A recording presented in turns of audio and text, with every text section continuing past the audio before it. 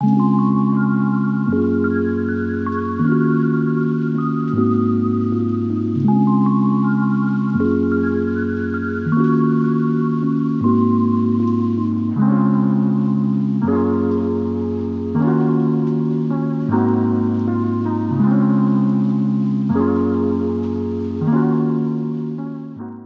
to Crushgasm, the podcast dedicated to the highs and lows of crushes. From their first to their worst, we're going to cover them all with a cascade of characters, including our guest today, the millennial with all the crushes. Me.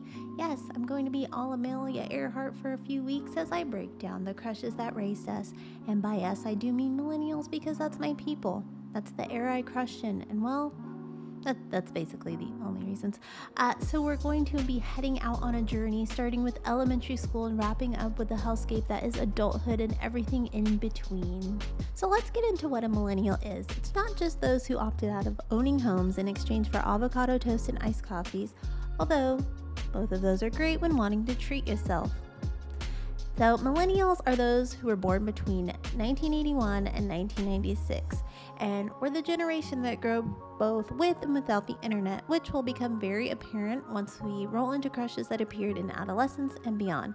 However, we're in elementary school right now, which for a lot of us is in between the late 80s and the 90s, so I'm going to be focusing more on the latter half since that's where my heart crushed first and it all started, like many of my fellow millennials, in the animated realm. Cartoons are often a child's first form of entertainment. We are enthralled by the colorful worlds presented to us, and back in the day, cartoons were in excess.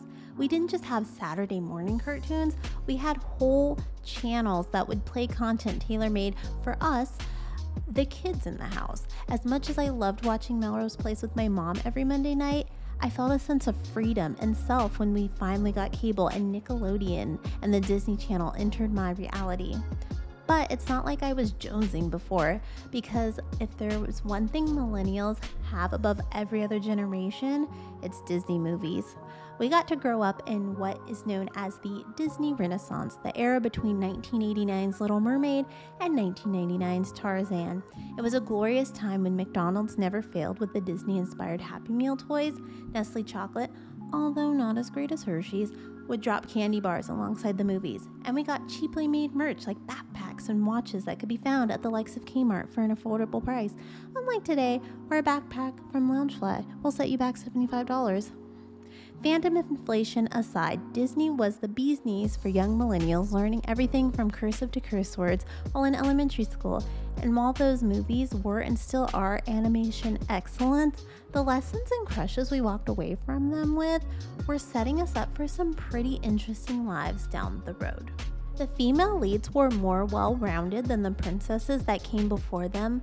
Ugh, don't even get me started on Snow White and Cinderella. I can't with them, but I and many my age were obsessed with the Disney princesses of the Renaissance. They were how we defined ourselves before Harry Potter houses. Alas, while they had more personality than those drawn before them, they were still playing into the fairy tale of it all.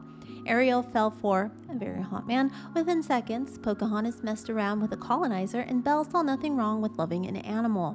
Shout out to the millennial furries, by the way. We all know you were Belle-coded from the get-go.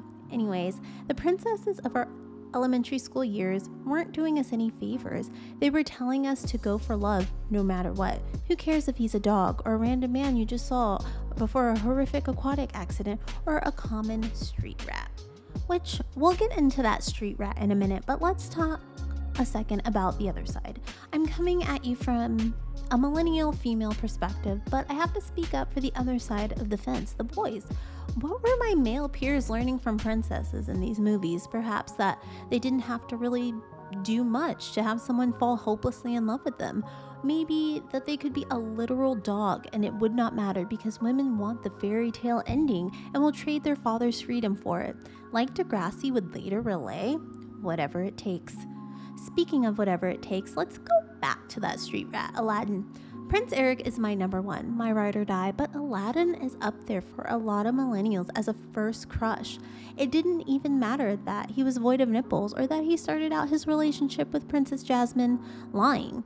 He was no prince, but he was cute. Another little something millennial men might have burrowed into the depths of their minds.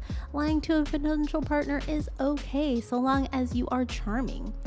Aladdin, the first millennial fuckboy. Methinks so because we'll later see just how a love of Aladdin would translate into one of the biggest loves of a millennial's life. But before we get into the bleach blonde of it all, we have to talk about the next animated chapter, Nickelodeon.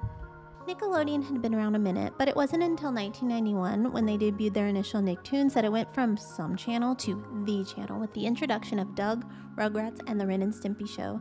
Much respect to the odd-looking toddlers and one of the grossest shows to ever air, but we have to talk about Doug.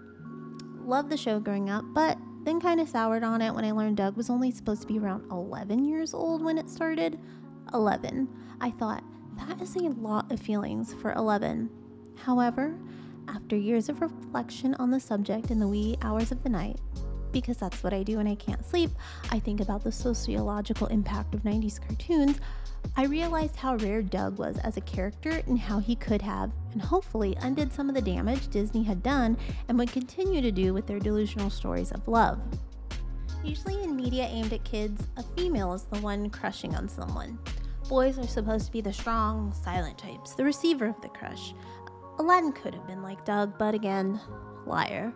So Doug, oh Doug.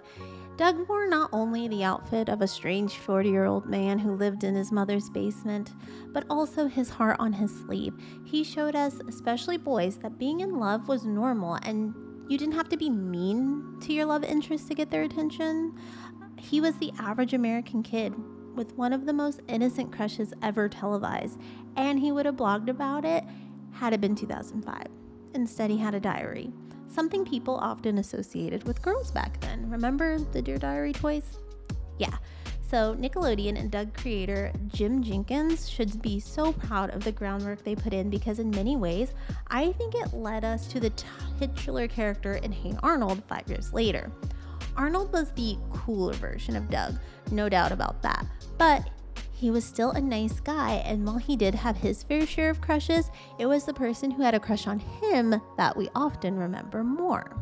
So Nickelodeon sort of undid some groundwork here, because unlike Doug's relationship with Patty Mayonnaise, Helga was an absolute nightmare to Arnold. Of course, we later learned that Helga's home life was garbage, and that likely led her to be off-putting, but still, this cable network centered around programming for kids gave us complex characters that highlighted two sides of the crush coin. And sadly, I think a lot of us traveled the Helga route growing up, being mean and sarcastic instead of sweet and endearing. We can also look to South Park a few years later for solidifying sarcasm as a second language for millennials.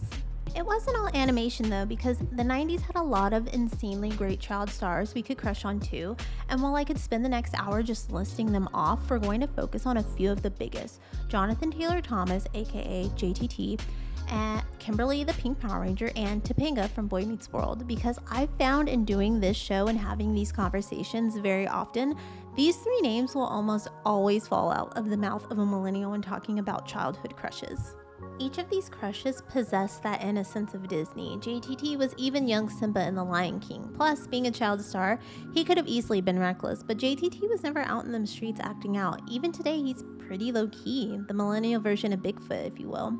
He was so popular that some, like former guest Kiki Maroon, even fake liking him to fit in, because if you liked JTT, you were seen as totally normal. So there was a normalcy and sweetness to JTT that was as undeniable as the badassery of one of the juggernauts of the 90s, the Mighty Morphin Power Rangers, especially the Pink Ranger, Kimberly. I was actually shocked it took 76 episodes of this show to find someone to talk about Kimberly, but writer-director Josh Stifter did just that. And it was noted how Kimberly was very much presented like that typical girl next door. So again, that innocence is there with her, and also with another top-tier 90s crush, Boy Meets World's Topanga Lawrence. Someone singer-songwriter William Henson talked about in episode 59. Those two and JTT were showcased as reachable, attainable crushes, and as kids, that's what you want alongside the fairy tale. Because if it's as easy as stumbling upon a castle where your father is being held hostage by a prince turned beast, then it's all gravy. But then that kind of sets one up to be a bit delusional, right? Thinking about this, I thought of Gen X and how John Hughes might have been their delusional love life captain once upon a time, because I mean, getting the hottest guy in school to care about your birthday after everyone else has forgotten? Yeah. Not realistic, but Hughes made it seem so. Just like Disney, Nickelodeon, and childhood stars made love seem for kids who were introduced to the idea of it in the most fairy tale of ways, but who also got more mixed messages along the way. Falling in love fast with strangers is normal. Lying to get the girl, totally okay. Be mean to your crush because that will most definitely make them fall for you. And in the case of Boy Meets World, well, we're gonna get there. And get there again and possibly one more time before all of this is said and done, because while so many of us found solace in the sweet nature of that TGIF staple in elementary school, we're gonna save them for when we were a little older. The same for Zach Morris, because again, while that was one of the shows we loved when we were kids, we're gonna save it for when we get a little older. Just remember that Aladdin definitely laid the foundation for the admiration a generation would have for that boy from Bayside. So that's it for part 1 of this mini-series. I just want to say thank you so much for taking the time to listen to me talk about crushes that raise millennials. And everyone, you can find all of Crushgasm's information below. And until next time, as always, keep crushing it. Crushgasm is part of the I Did Not Make These Rankings podcast network, along with some other pretty cool shows, including An Evening at the Movies, Crime Rewind, Literature Reapers, Love is Black, Masturbators, Men Are the Prize, Season to Season, The Sip List, and Toontastic Journeys.